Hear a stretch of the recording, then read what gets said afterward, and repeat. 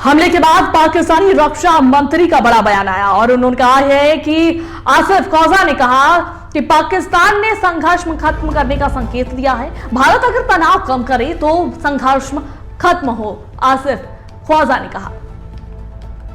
और यह बड़ा बयान पाकिस्तान के रक्षा मंत्री ख्वाजा आसिफ की तरफ से आया है।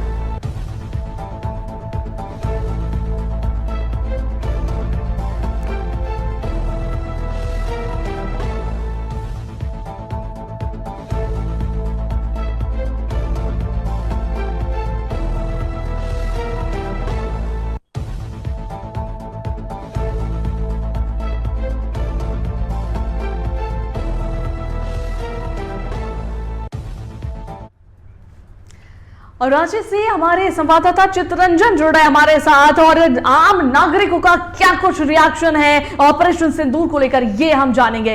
और चित्ररंजन, ये बड़ा जो मिशन था वो अकम्प्लिश हुआ और अब पूरे भारत में जो है जश्न का माहौल देखा जा रहा है। जिस तरीके से ये ऑपरेशन सिंदूर सफल हुआ है, सक्सेस मिला है, इस ऑपरेशन का सभी को इंतजार था, इस बदले का सभी को इंतजार था। क्या कुछ रिएक्शंस जो है पब्लिक की तरफ से आ रहे हैं?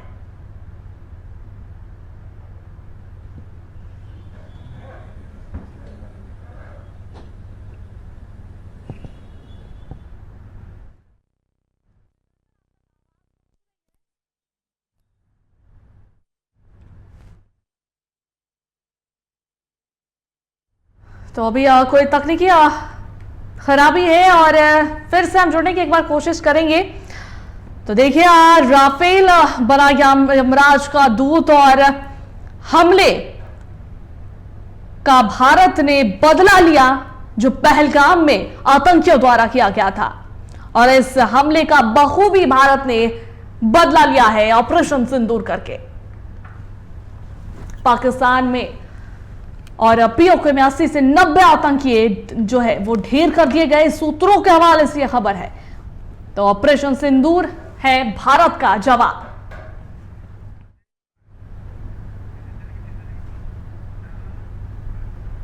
और हमारे संवाददाता चित्ररंजन फिर से जुड़ गए हमारे साथ, उनका रुख कर लेते हैं। चित्ररंजन, ऑपरेशन सिंदूर जिस तरीके से सफल हुआ, ये बदला जो लिया गया है, ये बदले का इंतजार भारतीयों को काफी दिनों से था और आज ये बदला पूरा कर लिया गया। खासकर पहलगाम में जब ये हमला हुआ, आम नागरिकों को, आम भारतीयों को जिस तरीके से जाति धर्म पूछकर उन पर गोलियां दागी गई, गोलियां बरसाई गई, उसका बखूबी जो है भारत ने आज बदला ले लिया है। क्या कुछ रिएक्शंस आ रहे हैं लोगों की तरफ से, क्या कुछ कहना लोगों का?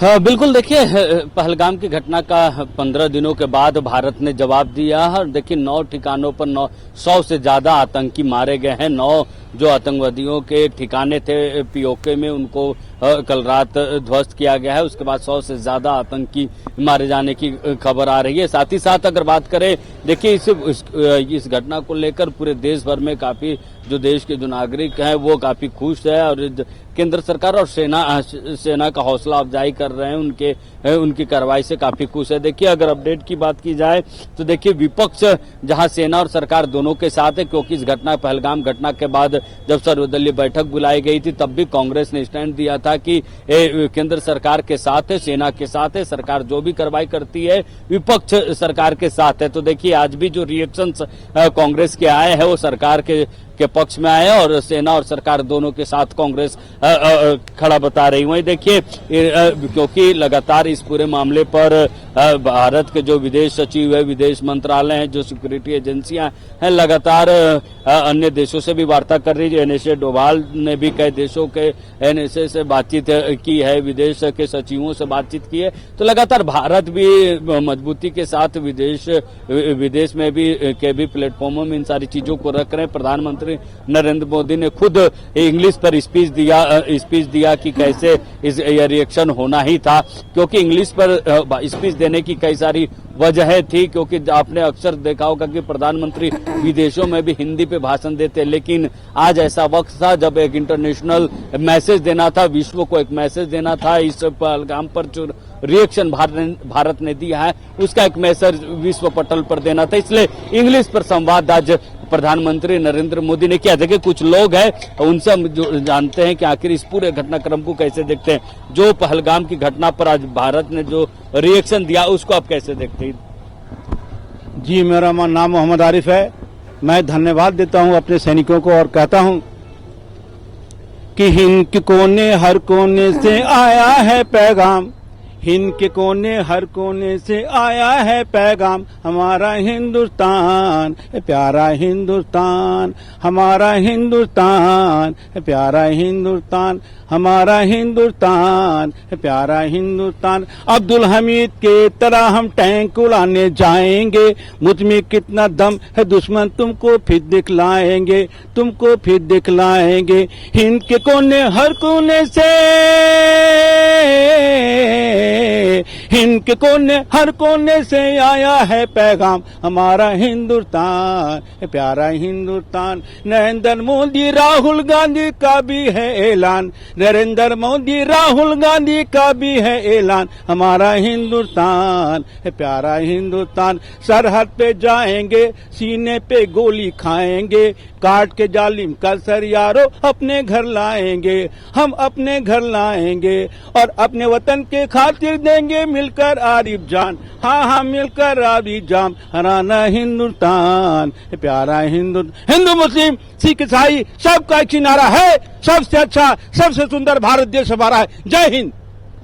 देखिए सबको अपनी भावनाओं को प्रकट कर रहे हैं और यही इसी तरह के नजारे आपको पूरे देश भर में देखने को मिलेंगे। आज सुबह भी जब हम लोग वार्ता कर रहे थे छात्रों से, क्योंकि विश्वविद्यालय पहुंचे हुए तो छात्रों के भी रिएक्शन काफी खुशमिजाज थे कि हाँ, लेकिन आतंकवाद टेररिज्म को लेकर छात्रों ने कुछ बातें कही थी कि टेररिज्म को जड़ से खत्म करना होगा। टेररिज्म की जड़ पाकिस्तान है, तो पाकिस्तान को एक इससे भी बड़ा सबक सिखाने की जरूरत है ताकि भारत में जो टेररिज्म फैल रहा है वो पाकिस्तान की देन है, तो पाकिस्तान को एक सबक मिलेगी। जी बिल्कुल चित्रंजन, और देखिए ये सबक जो है सिखाने का वक्त था और सबक जो है अच्छा सबक मिल चुका होगा आतंकियों को और पाकिस्तान को कि अगर उंगली उठाएंगे और नजर उठाकर भारत की तरफ देखते हैं तो उसके बदले में जो है भारत इस तरीके से जवाब देगा और छोड़ेगा नहीं। फिलहाल और भी अगर कोई लोग मिल पाए चित्रंजन तो बात करने की एक बार कोशिश कीजिए, क्योंकि यहाँ पर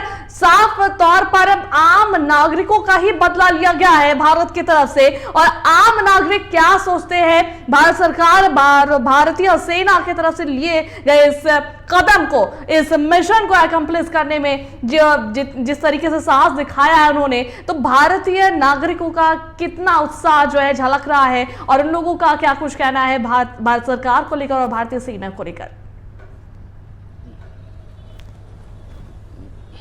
बिल्कुल, देखिए ऑपरेशन सिंदूर जो इसको नाम दिया गया था यही एक ही कारण है, क्योंकि जिस तरीके से पहलगाम में सिर्फ जो मेल थे, पहलगाम के पर्यटक स्थल पर सिर्फ मेल पुरुषों को मारा गया था, तो उस सिंदूर का बदला भारत ने लिया, इसलिए इस पूरे ऑपरेशन को सिंदूर ऑपरेशन नाम दिया गया है। तो देखिए एक बड़ी कार्रवाई भारत की तरफ से हुई है। जब इतनी बड़ी कार्रवाई, क्योंकि आप देखिए आप किसी के घर पर जाकर आप नहीं मार सकते, लेकिन भारत ने दूसरे देश पर घुसकर आतंकवादियों को मारा है पाकिस्तान, जिससे लगातार जो भारत और पाकिस्तान के हाल पिछले बार भी जब एयर स्ट्राइक हुई थी उरी घटना के बाद, तो कई बार ऐसा हुआ है जब भारत पाकिस्तान में घुसकर आतंकवादियों को मारा है। तो एक बड़ा मैसेज भारत ने तो देने का काम किया, लेकिन जब आप किसी के देश पर घुसकर किसी को मारते हैं तो इंटरनेशनल जो दूसरे देश है उनकी भी नजर होती है। तो ईरान ने भी कहा है कि दोनों देशों को संयम से काम लेना चाहिए। वहीं सेना ने भी इस पूरे